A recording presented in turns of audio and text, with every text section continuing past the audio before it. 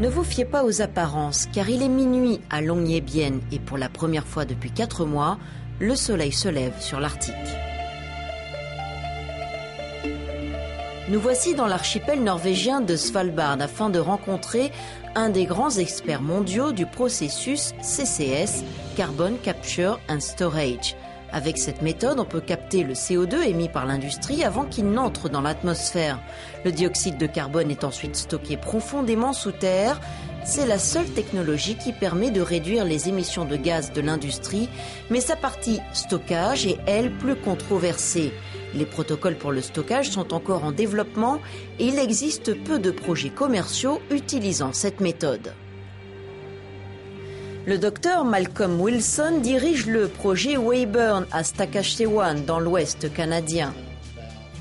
Il est ici à Longyearbyen pour enseigner à une nouvelle génération de scientifiques et d'ingénieurs la méthode CCS. Pour plusieurs raisons, Longyearbyen est le lieu idéal pour ses cours d'été. Son passé minier est présent partout. L'usine de la ville brûle toujours du charbon afin de fournir de l'électricité. Mais la capitale administrative de l'archipel commence à s'investir dans le processus CCS afin de réduire ses émissions de gaz.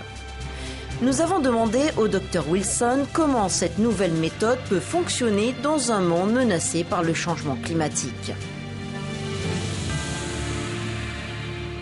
La technologie qui consiste à capturer le CO2 est bien établie maintenant, mais un point sombre demeure, celui du stockage. Comment améliorer cela ? Vous avez raison, la partie captation est utilisée depuis des décennies et est plutôt une réussite. Mais nous devons encore en réduire les coûts et nous y travaillons.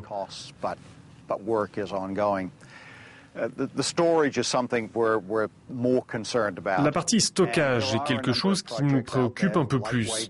Il y a nombre de projets comme le nôtre. Le projet Sleipner, en mer du Nord par exemple, où nous captons du dioxyde de carbone depuis plus d'une décennie.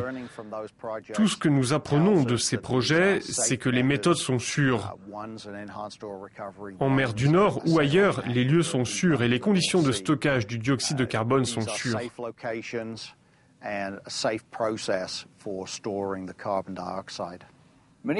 Beaucoup de communautés sont plutôt réticentes à l'idée d'avoir des quantités de CO2 stockées juste en dessous d'elles. Y a-t-il un risque ? Je pense que c'est sûr. Et je le dis en tant que géologue. Si vous regardez tout ce que la nature a été capable de stocker depuis des millions d'années, à Weyburn, par exemple, le pétrole et le gaz ont été conservés durant 55 millions d'années. C'est pourquoi nous savons que le système est fiable et que donc il n'est pas dangereux d'enfouir des choses sous terre.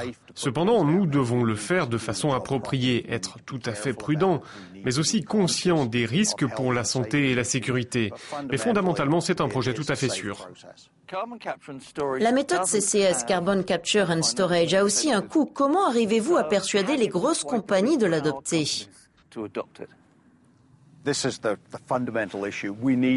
C'est un point essentiel. Nous avons besoin des gouvernements, qu'ils émettent des règlements appropriés afin de nous permettre de développer notre projet. Nous avons besoin de soutien ou de réglementation sur les émissions de gaz. Les Norvégiens ont mis en place des mécanismes financiers afin d'encourager le processus CCS. Et c'est ce que nous voyons à Sleipner ou Snøhvit. Mais dans de nombreux pays, ce n'est pas le cas, où les budgets alloués ne sont pas assez significatifs pour couvrir le coût engendré par le processus.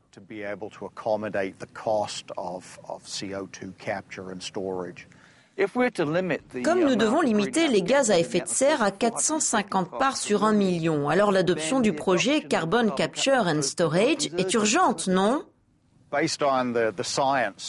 D'après ce que nous savons, il faut tout faire pour empêcher les températures de dépasser une limite fixée à plus de 2 degrés Celsius. Et afin d'atteindre cet objectif, il nous faut tout de suite réduire les émissions de gaz à effet de serre en utilisant toutes les armes possibles. Ce qui inclut bien sûr le processus CCS et tous les moyens que nous avons à notre disposition, l'énergie renouvelable, la force éolienne, etc. Nous devons commencer tout de suite. Nous ne devons pas attendre la prochaine décennie ou les suivantes encore, alors que la concentration de CO2 augmente. Nous continuerons à utiliser les énergies fossiles dans un proche avenir. Pouvons-nous réduire les émissions de gaz à effet de serre sans en passer par la méthode CCS ? Je ne crois pas que ce soit possible. Je pense que cela fait partie intégrante du processus de réduction des émissions de CO2.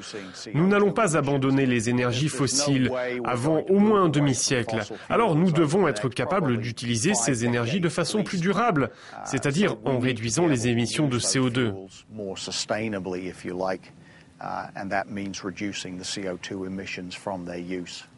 Est-ce que le changement rapide du climat va devenir une réalité ?